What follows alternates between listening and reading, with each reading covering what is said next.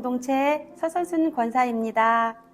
저는 하나님의 말씀을 들으며 그 말씀을 마음에 담고 기도할 때에 하나님께서 함께 하신 일을 잠시 나누고자 합니다.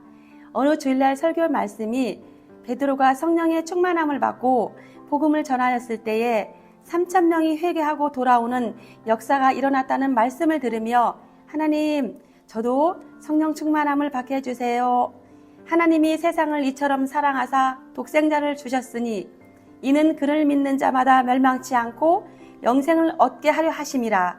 하나님, 이 생명의 말씀을 저도 전할 수 있도록 담대함을 주세요. 이렇게 기도했습니다.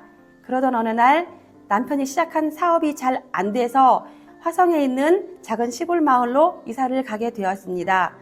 이사를 하고 보니 바로 옆집 아주머니께서 암 투병 중이셨습니다. 저는 계속 찾아가 이야기를 나누면서 우리 모두는 다 죄인인 것과 예수님만이 우리를 구원해 주실 수 있고 그분을 믿고 영접해야 한다고 말씀드렸습니다. 아주머니는 믿음으로 예수님을 영접하시고 하나님의 자녀가 되셨습니다. 그리고 자매님은 6개월이 채 안 되어 하나님의 부르심을 받으셨습니다. 남편이 저에게 그러더라고요. 여보, 우리는 다 망해서 이곳 시골로 왔지만 하나님께서는 천하보다 귀한 한 영혼을 구원하시려고 우리를 이곳으로 보내시고 사용하신 것 같다고요.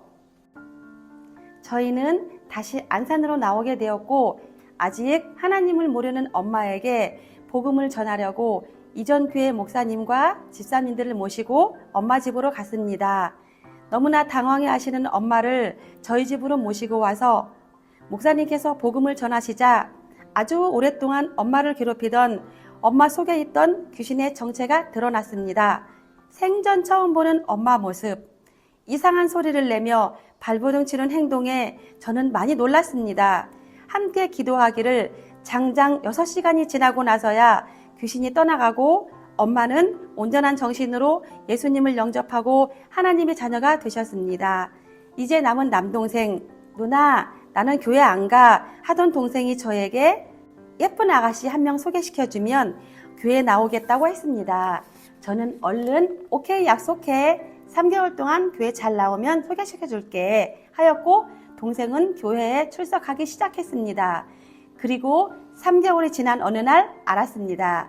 동생과 교회의 한 자매가 서로 교제하고 있었고 둘은 결혼을 해서 주님만 섬기는 복된 가정을 이루게 하셨습니다.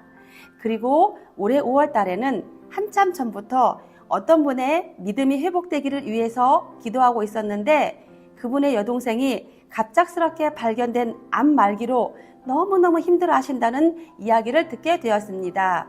저는 이분에게 꼭 예수님을 믿고 하나님의 자녀가 될 수 있도록 도와주고 싶은 마음이 간절해졌습니다. 기도하며 교구 신방때에 오신 목사님께 말씀드렸더니 목사님께서도 그분께는 얼마의 시간이 남아있는지 모르니까 빨리 복음을 전해야 한다고 하시며 저희 교회에서 갈 수도 있고 입원하고 계신 병원의 교회로 안내하면 그곳의 목사님께서 복음도 전해주시고 수시로 기도해 주신다고 방법을 알려주셨습니다. 가족분께 방법을 말씀드렸더니 병원에 있는 교회에 동생분을 데리고 나가셔서 예수님을 영접하시고 구원받은 백성이 되셨고 얼마 전에 하나님의 부르심을 받았습니다. 그리고 본인의 믿음도 회복되고 있어서 너무너무 좋아하십니다. 이렇게 영혼구원의 작은 마음을 담은 기도를 하나님께서는 들어 사용하시고 영혼구원의 놀라운 일들을 바라보게 하셨습니다. 아버지, 당신의 마음이 있는 곳에 나의 마음이 있길 원해요. 아버지, 당신의 눈물이 고인 곳에 나의 눈물이 고이길 원해요. 이 찬양의 가사처럼 하나님 아버지의 마음을 알아 내 모든 뜻 아버지의 뜻이 되며 내 모든 삶 아버지의 삶이 되길 기도하고 구원의 좋은 소식을 늘 전하는 아름다운 발로 더욱 사용하시기를 기도하며 간증을 마치겠습니다. 감사합니다.